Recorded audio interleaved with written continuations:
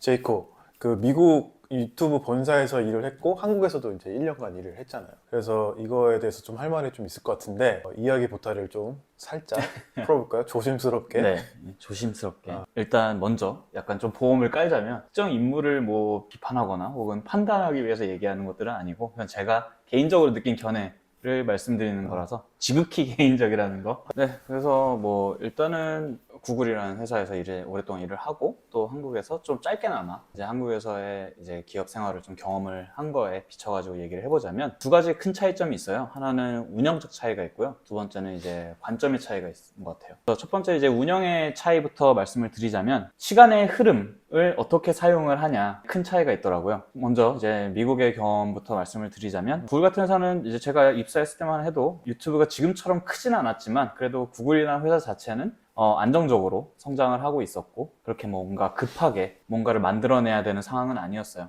그렇기 때문에 제가 일단 제일 처음에 들어왔을 때 디자인 시스템을 만든다든지 혹은 유튜브 자체의 브랜딩 업무를 한다든지 하는 팀이 처음 만들어졌을 때였는데 이제 그거에 기반해서 뭘 하면 좋을지 에 대해서 굉장히 긴 시간 동안 논의를 했고 그리고 이거를 하나하나 이제 바꿔가는 플랜을 짜고 개발을 해 나가면서 이거를 실제 적용할 때까지 엄청나게 긴 호흡을 가져가요. 그 긴 호흡을 가져가는 이유는 첫째도 둘째도 유저를 위해서요. 기술이 없어서 아니면 사람이 없어서 혹은 뭐 돈이 안 돼서 사업적 판단보다는 우리가 갑자기 급진적으로 이렇게 바뀌었을 때 발생할 수 있는 여러 가지 혼란 상황들이 있잖아요. 그걸로 인한 유저 이탈을 걱정할 수도 있는 거고 그리고 유저들이 편히 사용하고 있는 기능들을 단순히 우리가 무언가를 바꾼다라는 생각으로 인해서 없애버리진 않을까 혹은 너무 어렵게 옮겨버리진 않을까 우리가 너무 똑똑하게 생각하려고 하지 않았을까? 라는 그런 우려 사항들을 긴 시간 동안 계속 테스트하고 긴 시간 동안 회의를 통하고 얘기를 나누고 쌍방 소통을 하는 거죠. 이제 유저들과도 얘기를 나눠보고 제작자랑도 얘기를 나눠보고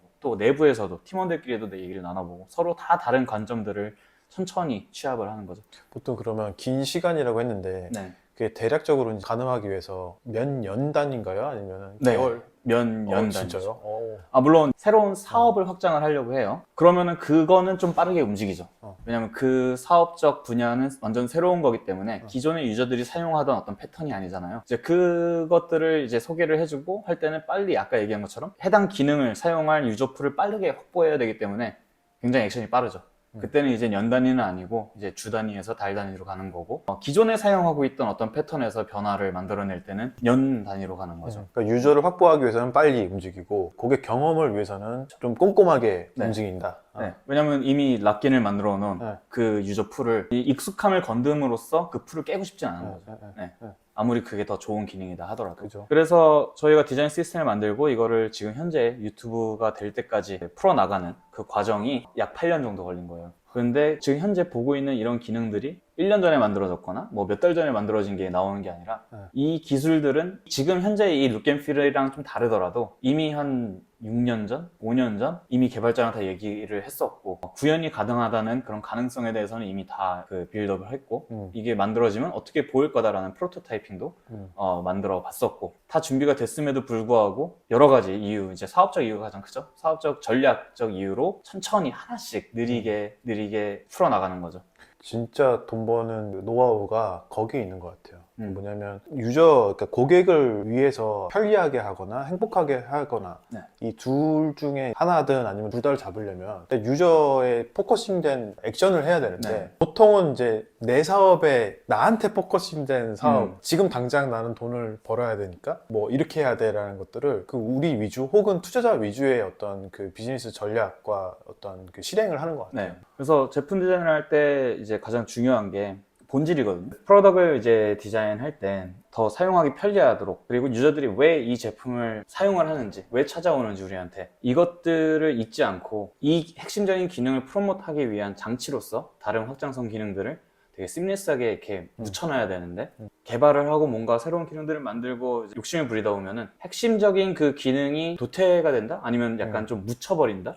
새로운 기능들에 의해서 이렇게 되버리는 거죠. 그래서 많은 기능들이 있는데 예를 들어서 유튜브에는 비디오를 보는 게 가장 핵심적인 기능이죠. 근데 그거의 부가적인 기능들로 뭐 라이크 버튼을 누를 수도 있고 플레이리스트를 할 수도 있고 댓글을 달 수도 있고 클립으로 자를 수도 있고 여러 가지 이런 기능들인데 그 기능들을 전면에 내세워서 막 광고를 하진 않아요. 비디오를 보는 게 핵심이고 비디오를 보면 되는 거니까 그 나머지는 이거를 더 즐길 수 있는 하나의 오락장치로서 돼 있으니까요. 근데 이거를 잘못 어프로치를 하면은 우리가 이제 클립이라는 새로운 기능을 만들었기 때문에 전면에 클립을 사용하라는 것 광고처럼 막 빠바바박 나올 때가 있어요. 그러면 이거는 더 이상 비디오를 보는 기능을 전면에 내세운 게 아니라 우리가 이런 새로운 거 했으니까 비디오 보는 건 둘째 치고 빨리 클립해 이렇게 되어버리는 거죠. 그렇게 되면 이제 유저한테는 내가 이거를 꼭 학습을 해야 되나? 강요가 되는 거예요. 그렇게 되면 유저들은 피로감을 금방 느끼게 되죠. 나는 가볍게 여기서 이거를 A라는 걸 하러 왔는데 옆에다가 B, C, D를 묻혀놓고선 이것도 다 해야 돼. 강제를 하는 것 같으니까. 그러면 시간의 흐름이 길게 잡고 꼼꼼하게 바라본다고 했는데 본질 강화를 위해서 네.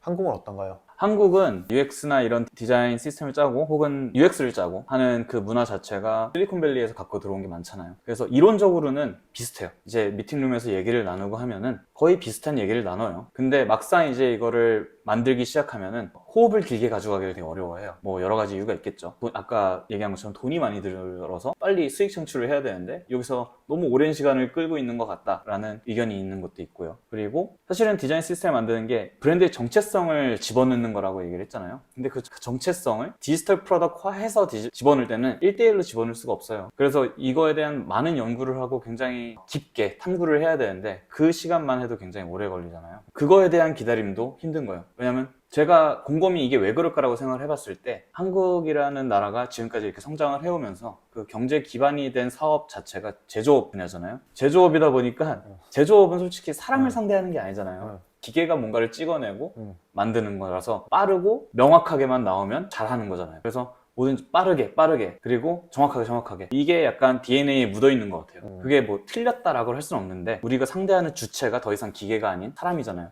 근데 이 사람과 감정적 교류를 하고 이 사람의 행동을 분석해가지고 이 사람이 더 사용하기 편하도록 우리가 뭔가 서비스를 제공을 하고 심리적인 바인드도 생기고 실제로 만지는 그런 체감적인 바인드도 생기고 이런 바인드들이 다 생겨야 되는데 그 바인드가 생기기 위해서는 시간의 흐름이 굉장히 중요한 것 같아요. PM 역할도 좀 얘기하고 싶은데 네네. 디자이너들한테 디자인 전략에 대해서 좀 짜봐라. 뭐 이거 어떻게 하면 좋겠니? 라고 얘기하는 PM들이 한국에 많잖아요. 네, 그렇죠. 그거에 대해서는 좀 에피소드가 있나요? 본용적인 이제 차이점을 얘기를 하자면 그 미국에 있었던 이제 조직 같은 경우는 PM을 하기 위한 트레이닝을 굉장히 많이 해요. 일단 PM으로서 일을 하기 전에. 그러다 보니까 디자인적인 부분, 개발자적인 부분, 그리고 리서치 하는 부분, 그리고 이 전체를 모아서 데이터를 어떻게 다루고 어떤 솔루션을 도출해내야 되는지에 대한 부분까지도 딥하게 트레이닝을 받고 시작을 해서 그 얼마나 걸려요? 경력자랑 비경력자랑 해서 많이 다르겠지만 얼핏 그 프로그램을 한번 봤던 거는 3년 동안 트레이닝을 3년. 거치는 경우도 있더라고요. 그러니까 회사에서 그 PM을 트레이닝하기 위해서 투자를 그 사람들한테 하는 그쵸. 거네요. 전 세계를 돌면서 프로젝트를 맡고 트레이닝을 받고 어. 이렇게 하는 프로그램이 있더라고요. 그러면은 디자인, 고객 경험, 마케팅, 뭐 사업, 리서치 네. 이런 것들을 다 브랜치별로 돌면서 그거를 트레이닝을 하는 거예요. 그래서 보통 이제 PM이 그런 모든 종합적인 데이터를 기반으로 분석을 해서 우리가 사업적으로 성장을 해야 되는데 혹은 확장을 해야 되는데 어떤 부분이 부족하다 개선점을 찾고 그 개선점을 어떻게 솔루션을 가져가야겠다라는 큰 그림을 그려서 미팅을 시작을 해요. 그래서 이제 디자이너나 개발자가 들어왔을 때 PM이 이미 큰 그림을 가지고 있어요. 단순히 우리는 이번 분기에 유저를 뭐 0.5%더 늘리겠어 이런 기능을 사용해서 라고만 가져오는 게 아니라 우리가 이 프로덕트를 사용할 때 어떤 부분들이 좀 더 재밌게 표현이 될 수 있는데 이거를 더 재밌게 표현을 하면은 우리가 사업적인 목표를 둔 0.5%가 만들어질 수 있을 것 같아. 근데 이 기능을 표현을 할 때 어떻게 하면 안착시킬 수 있을까에 대해서 토론을 하는 거죠. 사실적인 그 기능을 개발하는 거를 얘기를 해줘 가 아니라 이미 큰 그림은 있으니까 어떻게 하면 우리가 이 0.5%를 안착시킬 수 있을지 그런 세부적인 전략에 대해서 전문가들의 의견을 듣는 자리가 되는 거예요, 미팅할 때. 그 전문가들이 그러면 어떤 류의 전문가들이에요? 디자이너들도 있고 물론이죠. 디자이너도 개발자, 있고 개발자도 있고 다 모여서 뭐, 이제 함께 네, 되게 높은 뭐 디렉터 이상의 그 레벨의 그 사업적 그 비전을 가진 사람들도 있고 뭐 미래 전략을 짜는 사람들도 네. 있고 이렇게 해서 다양한 미팅을 거치죠. 그래서 구글 같은 경우는 미팅이 굉장히 많아요. 뭔가를 하나 하더라도 보통 일주일에 뭐 고정적으로 있는 미팅이 뭐 8, 9개가 넘고 그 외에 또 부가적으로 있는 미팅들 막 하다 보면 진짜 하루가 미팅만 하다가 끝나서 실무를 언제 해야 될지도 모르는 상황이 발생하기도 하는데, 한국도 미팅 많잖아요. 좀 차이가 있나요? 저는 이제 한국에서 좀 한정적으로 경험을 했을 때는 미팅이 꽤 있긴 있었는데요, 이전 회사보다 많지는 않았었던 것 같아요. 아이데이션과 어떤 그런 게 아니라 약간 보고성 미팅이 성. 많죠. 보고성 미팅이 많고, 그러니까 리더의 편의를 위한 미팅 그렇게 볼 수도 있죠. 쪽이 더 네. 많다. 그리고 이제 한국에서 경험했을 때 많은 PM분들이 자기가 풀지 못하는 숙제를 들고 오는 분들이 많아요. 그러니까 사업적 목표는 이미 다 싱크가 돼서 0.5%의 유저를 늘려야 돼 하는데, 그 사업적 목표만 들고 미팅에 들어오는 거예요. 우리 0.5% 늘려야 돼. 뭐 하지? 그 되는 목표를 거예요. 받았으면 이제 그거에 대한 방향성을 어느 네. 정도 생각을 하고 가설을 세우고 와야 되는데 맞아. 그런 게 없는 거예요. 리서치를 해가지고 어느 정도 백업 데이터를 가지고 들고 와서 얘기를 하면서 하우투에 대해서는 같이 또 얘기를 전문가들이랑 할 수 있는데 네. 그게 아니라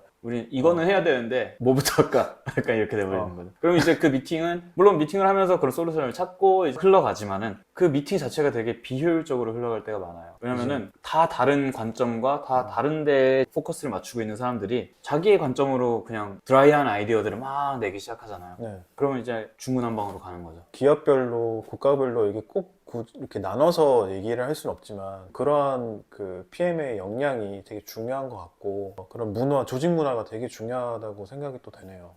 이번 시간에는 한국과 글로벌 기업의 차이점에 대해서 살짝 견해를 얘기해봤고 더 궁금한 점이 있다면 뭐 댓글로 남겨주시면 좋을 것 같고요. 또 계속 쓸모있는 기록으로 찾아뵙겠습니다. 감사합니다.